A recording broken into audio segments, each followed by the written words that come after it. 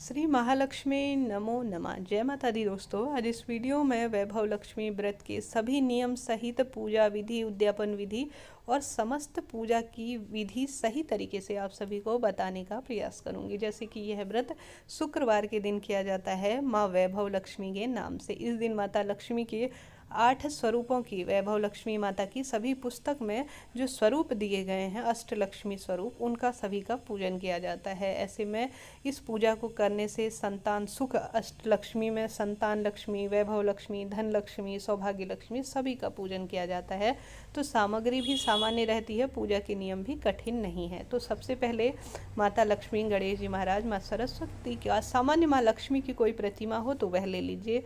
कलश जो है इसमें स्थापित किया जाता है, सामान्य यह कलश रहता है। गंगा जल मिश्रित जल भर लीजिए, मुख पर, कंठ पर आप सभी मौली बांध लीजिए और साथ ही एक स्वास्तिक बना लीजिए। पुष्प, अक्षत, रोली और हल्दी इसके अंदर समर्पित कर लेना होगा। सामान्य तरह का यह कलश स्थापन रहता है।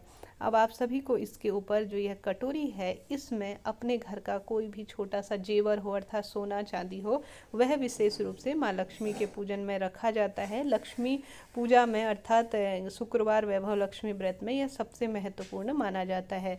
तो जो आपके पास हो इसके ऊपर जरूर रखिएगा। अब कलश स्थापना से पहले अष्टदल कमल बना लेंगे। अष्टदल कमल आप चाहें तो यहाँ पर सामान्य चावल की ढेरी दे सकते हैं, वह रख सकते हैं।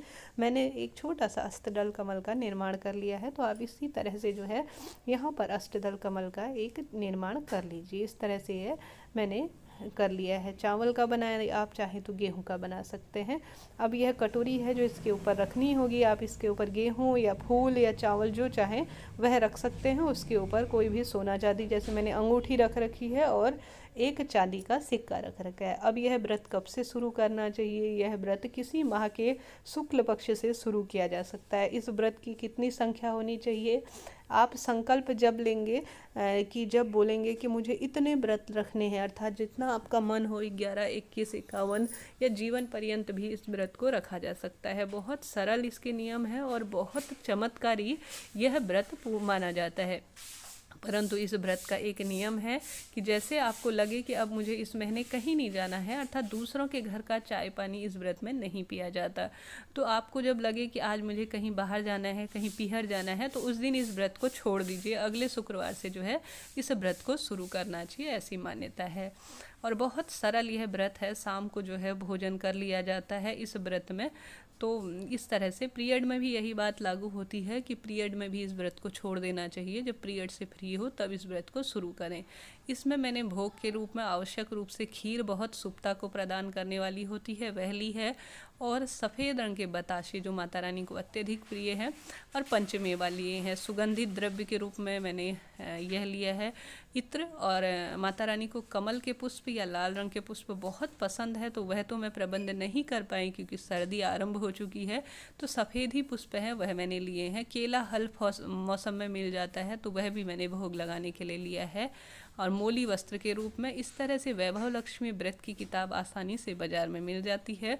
तो जब आप व्रत शुरू करें तब इस व्रत को ले लीजिए। इस व्रत में जो है श्रीयंत्र, अर्थात माता लक्ष्मी के स्वरूप का पूजन जो किया जाता है, वह इसके किताब के पीछे ही अंकित होता है। अगर आपके पास घर पर श्रीयंत्र है तो आप उसे ले सकते हैं।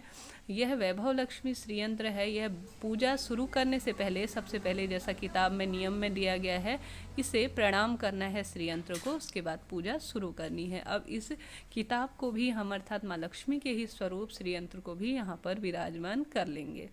अब बारी आती है पूजा शुरू करने की। इस तरह से हमारी तैयारी होने के बाद जहाँ पर भी आपको पूर्व दिशा की ओर मुख करना है, लाल रंग का जो कपड़ा है वह आसन देने के लिए आप सभी को विराजमान कर लेना होगा, अर्थात बिछा लेना होगा। उसके ऊपर माँ लक्ष्मी की प्रतिमा, फोटो स्थापित कर लेनी होगी। आप भी लाल रंग के वस्त्रों का चयन करें क्योंकि माँ लक्ष्मी को लाल रंग अत्यधिक प्रिय है। अगर आप सुहागिन हैं तो पूर्ण रूप से सुहाग इत्यादि धारण करने के बाद पूजा को आरंभ कीजिएगा। इस तरह से यह छोटे छोटे से नियम पूजा के होते हैं। अब आप सभी दीपक प्रज्वलित कीजिए। माँ लक्ष्मी को घी का दीपक अत्यधिक प्रिय है, तो घी का, शुद्ध गाय के घी का लंबी बत्ती का दीपक प्रज्वलित करने का प्रयास करें। मैंने भी यही किया है। चावल का आसन देते हुए लंबी बत्ती के घी का दीपक लगा लिया है। धूप भी वहीं पर मैंने रख दिया है। सबसे पहले स्नान का भाव करते हुए माँ लक्ष्मी, श्री गणेश जी महाराज इस मूर्ति में विराजमान है, माँ सरस्वती हैं, तो सभी पर जल के छींटे दे देंगे। बाजार से जो लाई हुई सामग्री है उस पर भी जल के छींटे दे देंगे, स्वयं के ऊपर भी जल के छींटे दे देंगे, अर्थात शुद्धि का भाव कर देंगे, स्नान का भाव कर देंगे। इन समस्त कार्यों को करते हुए माता लक्ष्मी का कोई विशेष मंत्र आता हो तो उसे बोलिए, और सामान्य तौर पर कोई सा भी आपको मंत्र आता हो तो निरंतर जो है उसका जाप करते रहना बहुत फलदायक और शुभ माना जाता है। ऐसी स्थिति में यह कार्य जरूर करें। जैसा मैंने कलश स्थापन कर रखा है, यह आवश्यक रूप से माना जाता है। आपके घर पर इस तरह से सोना चांदी न हो तो आप मात्र पैसे भी इसके ऊपर रख सकते हैं, जैसा कि कलश के ऊपर दिखाया गया है। अब आप सभी को यह दीप प्रज्वलित कर लेना होगा। सबसे पहले किसी भी पूजा पाठ में दीपक प्रज्वलित किया जाता है, यह हमारी पूजा पाठ का साक्षी होता है। धूप भी मैंने प्रज्वलित कर ली है। अब जो आप स्क्रीन पर देख पा रहे हैं, चावल और थोड़ा सा हाथ में मैंने पुष्प ले लिया है, थोड़ा इसके ऊपर जल रख लूँगी। यह होती है संकल्प की विधि, जो सबसे आवश्यक मानी जाती है प्रत्येक पूजा पाठ में।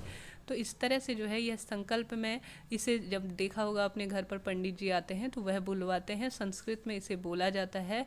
सामान्य तौर पर हिंदी में बोला जाएगा कि हे माता लक्ष्मी, मेरा नाम यह है, मेरा गोत्र है, और मैं आपने 11-21 जितने भी आप व्रत कर रहे हैं उतने व्रत का संकल्प लूँगी। इस मन की कामना के साथ मेरी मनोकामना पूर्ण कीजिए।